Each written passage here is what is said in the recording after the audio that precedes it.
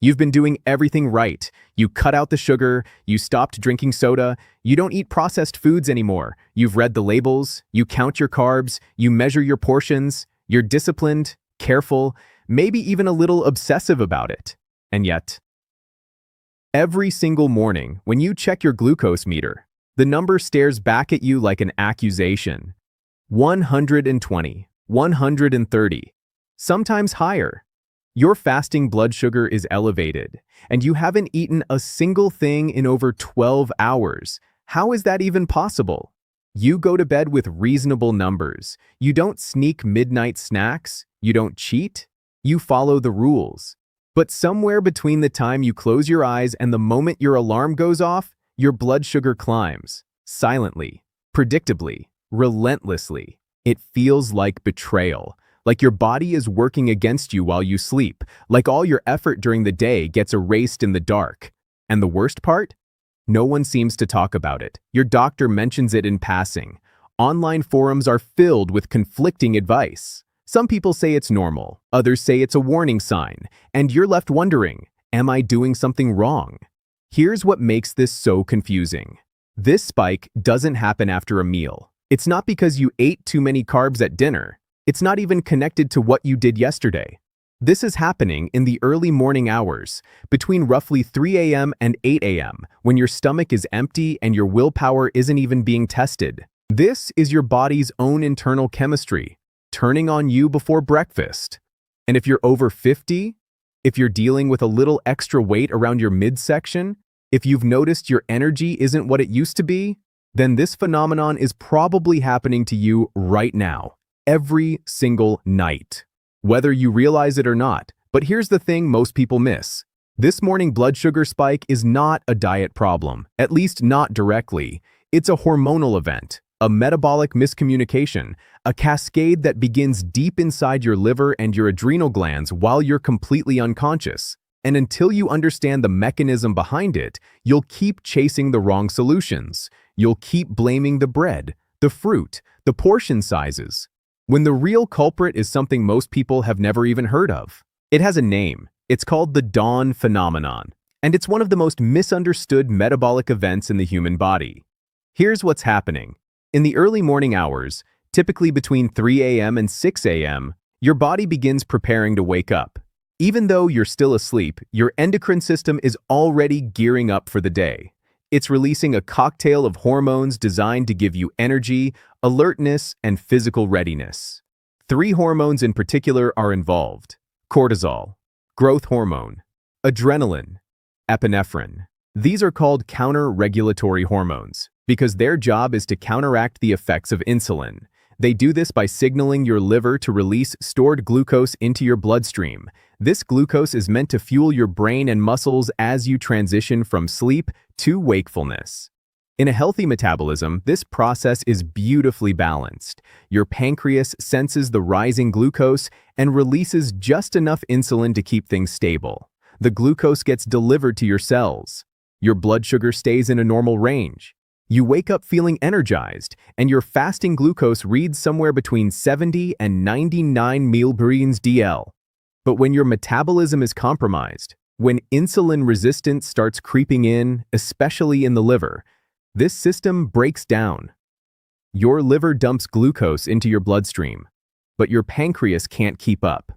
Or worse, your cells don't respond to the insulin that is being released, so the glucose just stays there, circulating, elevated, unregulated. And when you wake up and test your blood sugar, you see the aftermath. Now here's the key detail most people miss. This happens more as you age. After 50, your hormonal rhythms shift. Cortisol patterns become more erratic. Growth hormone pulses change. Insulin sensitivity declines, particularly in the liver.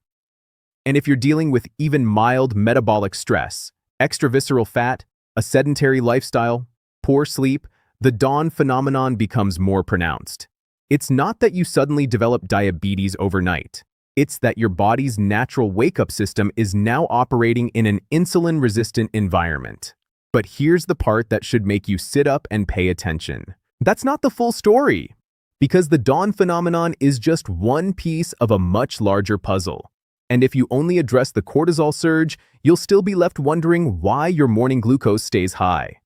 There's a deeper mechanism at play, one that's happening all night long, one that starts long before that 3 a.m. hormone spike. And it has to do with what your liver is doing while you sleep. Let's talk about your liver. Most people think of the liver as a detox organ, a filter, something that deals with alcohol and medications. And while that's true, it's also massively underselling what this organ actually does. Your liver is a metabolic command center. It stores glucose in the form of glycogen. It manufactures glucose from scratch when your body needs it. It regulates fat metabolism. It responds to hormonal signals. And critically, it decides how much glucose to release into your bloodstream at any given moment. Under normal conditions, insulin tells the liver, "We're good, we have enough glucose. You can stop releasing more." And the liver listens. But when the liver becomes insulin resistant, that communication breaks down. Insulin is still being released by your pancreas. It's circulating in your blood. But the liver doesn't respond to it the way it should. It's like someone knocking on a door and no one answering. The signal is there. The message is clear. But nothing happens. So what does the liver do instead? It keeps releasing glucose. This process is called hepatic glucose output, and it's one of the primary drivers of elevated fasting blood sugar. Here's the mechanism. Even while you're asleep, especially while you're asleep, your liver is breaking down glycogen and converting amino acids and lactate into glucose through a process called gluconeogenesis. This is normal. Your brain needs a steady supply of glucose overnight, even when you're not eating. But in someone with hepatic insulin resistance, this process doesn't shut off when it should. The liver keeps pumping out glucose, hour after hour, all night long. And because your muscle cells and fat cells are also somewhat insulin resistant, they're not absorbing that glucose efficiently either. So it accumulates in your bloodstream, slowly, steadily, silently. By the time you wake up, your fasting glucose is elevated, not because you ate anything, but because your liver has been overproducing glucose for 6 to 8 hours straight. Now here's what makes this especially insidious. This type of insulin resistance is different from muscle insulin resistance. You can have relatively good insulin sensitivity in your muscles, especially if you exercise regularly, but still have significant insulin resistance in your liver. And because fasting glucose is primarily determined by hepatic glucose output, you can have normal post-meal blood sugars but high fasting numbers. This creates confusion. People see their fasting glucose at 115, 120, 125, and they think, "I must be eating too many carbs." But then they check their blood sugar after meals and it's fine. So what gives? The issue isn't what you're eating. It's what your liver is doing while you sleep. And here's the part that makes this even more complex. Not all diabetics or pre-diabetics experience this the same way. Some people have more muscle insulin resistance and struggle with post-meal spikes. Others have more hepatic insulin resistance and struggle with fasting glucose. And many people have both, to varying degrees. This is why blanket advice doesn't work. This is why just eat low carb doesn't always fix the problem. This is why you can follow all the rules and still wake up with high blood sugar. Because the real issue is happening at the cellular level, in your liver, while you're unconscious. But there's still another layer to this. Because even hepatic insulin resistance doesn't fully explain why the spike happens specifically in the early morning. For that, we need to go back to cortisol. Let's rewind to 3 a.m.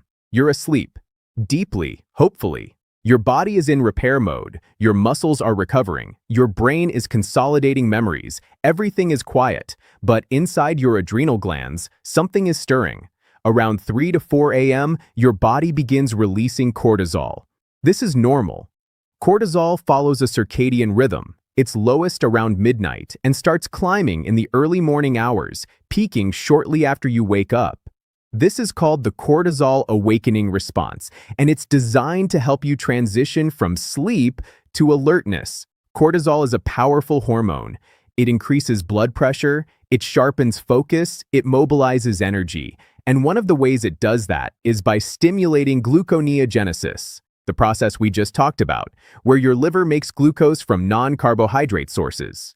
In a healthy metabolism, this cortisol-driven glucose release is tightly controlled. Insulin rises to match it. Your cells use the glucose. Balance is maintained. But in someone with insulin resistance, especially hepatic insulin resistance, this system goes haywire. Cortisol tells the liver, make more glucose. The liver complies, but insulin can't shut it down. So you get a double hit. Your liver is already overproducing glucose due to insulin resistance. Cortisol comes in and amplifies that production even further. The result? A sharp rise in fasting blood sugar between 3 a.m. and 8 a.m. And here's the cruel irony. Because poor sleep raises cortisol even higher.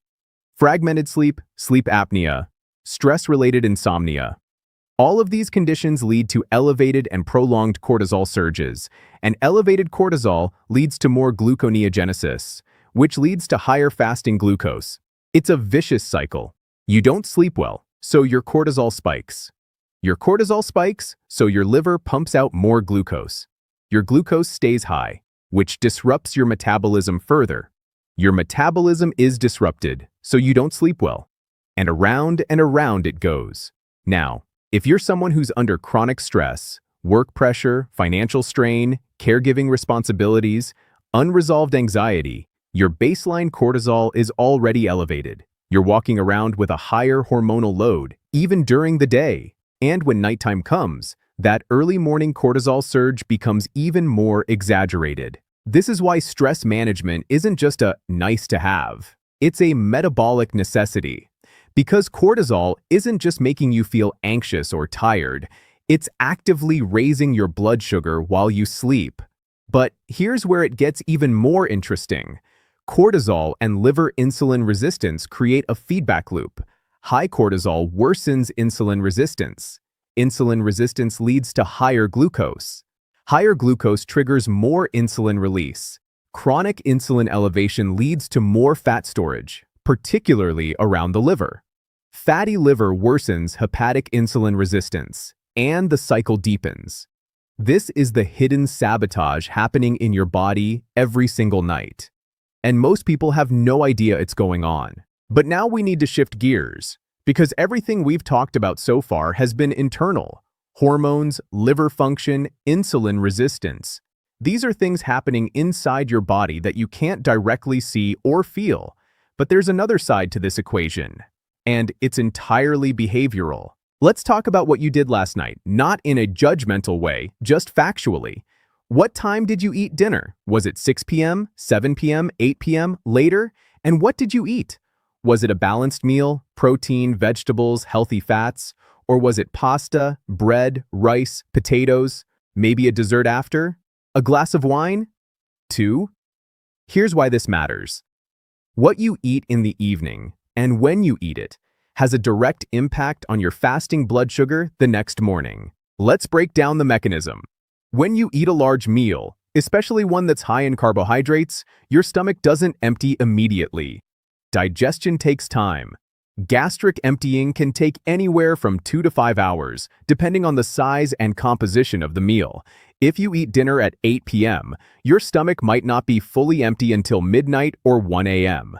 And during that entire time, glucose is being absorbed from your digestive tract into your bloodstream.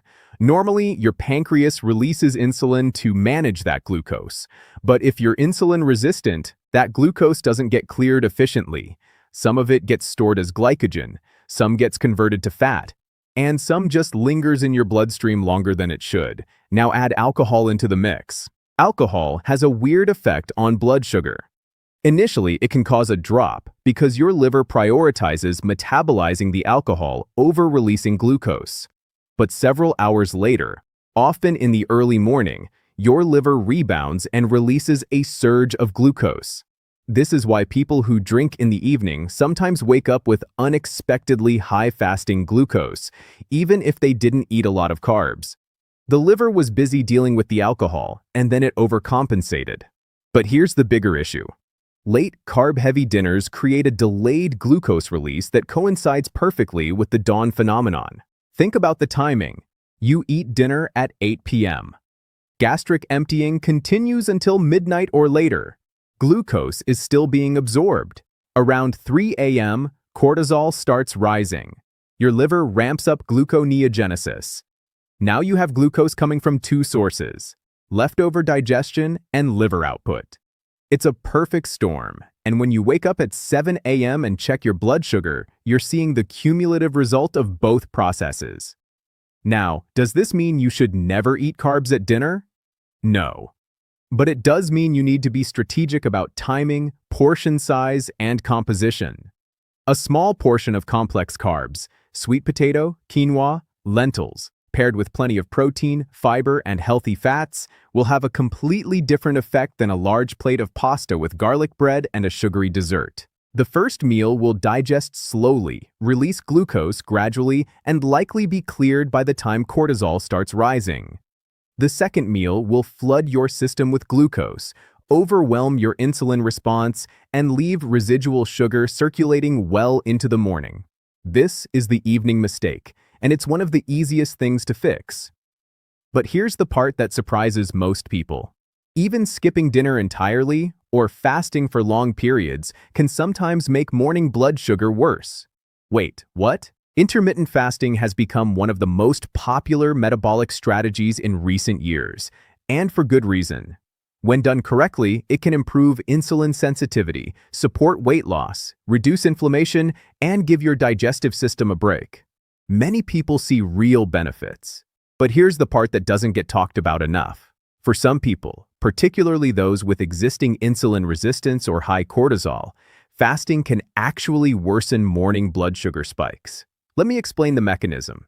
When you fast for an extended period, say 16 to 18 hours, your body has to rely entirely on internal glucose production to fuel your brain and vital organs. That means your liver is actively breaking down glycogen and running gluconeogenesis the entire time. In someone with good metabolic health, this process is tightly regulated. Insulin stays low, glucose stays stable, everything works smoothly. But in someone with hepatic insulin resistance and elevated cortisol, fasting can trigger a stress response. Your body interprets the absence of food as a potential threat. Cortisol rises even further. Your liver ramps up glucose production. And because your cells aren't responding well to insulin, that glucose doesn't get cleared efficiently. The result? You wake up with a fasting blood sugar of 115, 120, or higher, despite not eating for 16 hours. This is sometimes called the fasting paradox. You're doing everything right, according to popular advice, but your blood sugar is worse. And the reason is simple. Intermittent fasting works beautifully for people with healthy stress responses, good sleep, and mild or no insulin resistance. But for people with chronic stress, poor sleep, fatty liver, or significant metabolic dysfunction, prolonged fasting can become a metabolic stressor that drives glucose up, not down. This doesn't mean fasting is bad. It means it needs to be applied intelligently, with awareness of your individual metabolic state. If you're someone who fasts and consistently wakes up with high blood sugar, the solution might not be to fast longer. It might be to shorten your fasting window. Eat a small, protein-rich snack in the evening, or adjust your meal timing to better match your cortisol rhythm. This is net information gain. This is the kind of nuance that gets lost in the noise of online health trends. But there's still one more variable that almost no one talks about. Let's zoom out for a second. We've talked about your liver. We've talked about cortisol. We've talked about meal timing. But there's another critical player in this story that's often completely overlooked. Your muscles. Your skeletal muscle is the largest glucose sink in your body. That means it's the primary destination for glucose after you eat, or after your liver releases it. When insulin signals your muscle cells to take up glucose, they do. They use it for energy. They store it as glycogen.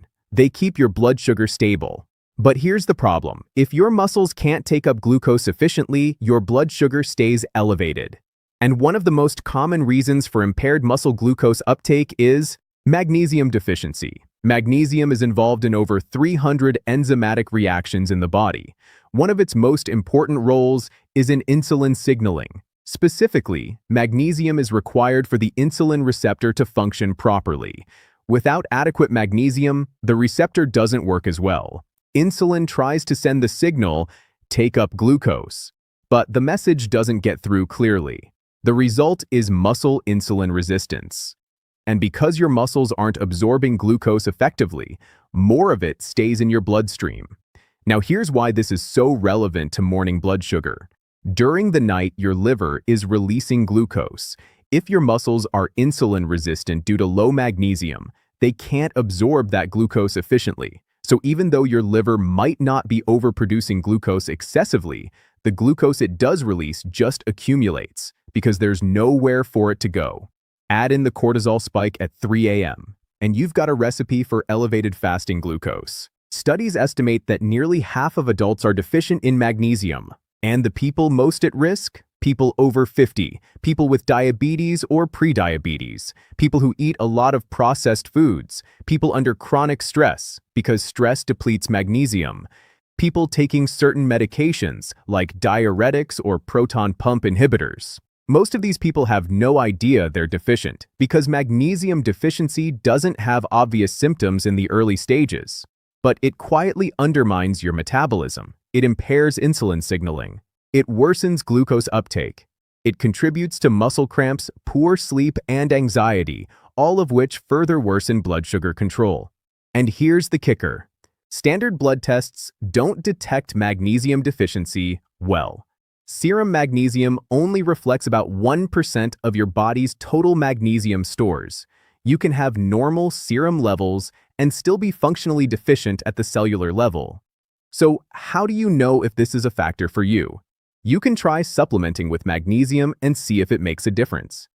Magnesium glycinate or magnesium threonate are well-absorbed forms that don't cause digestive upset. Aim for 300–400 milligrams per day, ideally taken in the evening. Why evening? Because magnesium also supports sleep quality and muscle relaxation, which, as we've already discussed, directly impacts cortisol and fasting glucose. This is one of those small, overlooked interventions that can have a surprisingly large impact, but it's not a magic bullet, because fixing morning blood sugar spikes isn't about finding one thing. It's about addressing multiple layers of dysfunction simultaneously. Which brings us to the most important part of this entire discussion: how to actually fix this. All right, you now understand the mechanisms. You know about the dawn phenomenon, hepatic insulin resistance, cortisol, late-night eating, fasting paradoxes, and magnesium. So what do you actually do about it? Here's the truth. There is no single magic trick. Anyone who tells you there is, whether it's a supplement, a specific food, or a fasting protocol, is oversimplifying. Morning blood sugar spikes are the result of multiple systems interacting, which means the solution has to be layered. You need to address several variables at once, and you need to do it consistently. Here's the framework. 1. Optimize your evening meal timing and composition. Eat dinner earlier. Aim for at least 3 to 4 hours between your last meal and bedtime. If you normally eat at 8 p.m. and go to bed at 10 p.m., try moving dinner to 6 or 6:30 p.m. This gives your body time to digest and clear glucose before you sleep, so you're not still absorbing carbs when cortisol starts rising at 3 a.m. Make your dinner protein-forward with plenty of fiber. A palm-sized portion of protein, chicken, fish, beef, tofu. 2 to 3 servings of non-starchy vegetables. A moderate portion of complex carbs, sweet potato, quinoa, lentils. Not a mountain of pasta. Healthy fats, olive oil, avocado, nuts. Avoid high glycemic carbs and sugar in the evening. No dessert, no bread basket, no late-night snacks. If you drink alcohol, keep it minimal, 1 glass of wine max, and have it with your meal, not after. 2. Take a light walk after dinner. This is one of the most underrated interventions. A 10 to 15-minute walk after your evening meal significantly improves glucose clearance. It activates your muscles, which take up glucose without needing as much insulin.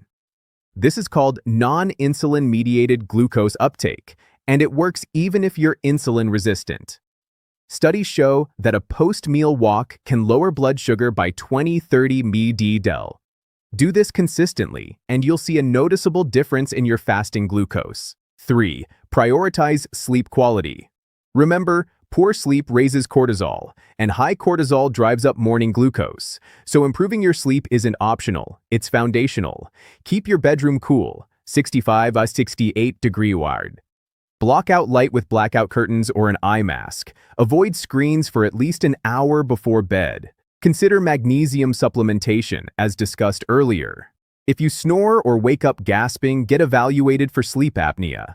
Even small improvements in sleep quality can reduce your early morning cortisol surge and lower your fasting blood sugar. 4. Manage stress. Actively chronic stress is a metabolic poison.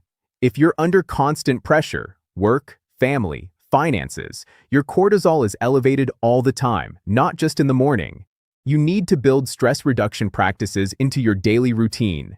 Deep breathing exercises, 5 minutes twice a day. Meditation or mindfulness practice. Regular physical activity, which lowers baseline cortisol. Time in nature. Social connection. This isn't woo-woo. This is physiology. Lowering chronic stress lowers cortisol. Lowering cortisol reduces gluconeogenesis. Reducing gluconeogenesis lowers fasting blood sugar. 5. Supplement strategically with magnesium. As we covered, magnesium supports insulin signaling and muscle glucose uptake. Take 300 to 400 mg of magnesium glycinate in the evening, about an hour before bed. This helps with both glucose control and sleep quality. Give it at least 2 to 3 weeks to notice an effect. 6. Consider your fasting window. If you're doing intermittent fasting and waking up with high blood sugar, experiment with shortening your fasting window. Instead of fasting for 16 or 18 hours, try 12 to 14. Or try having a small, protein-rich snack in the late evening, something like a hard-boiled egg, a handful of nuts, or a small piece of cheese. This can prevent your liver from overproducing glucose overnight while still giving your digestive system a rest. 7. Strength train. Regularly building muscle improves your body's ability to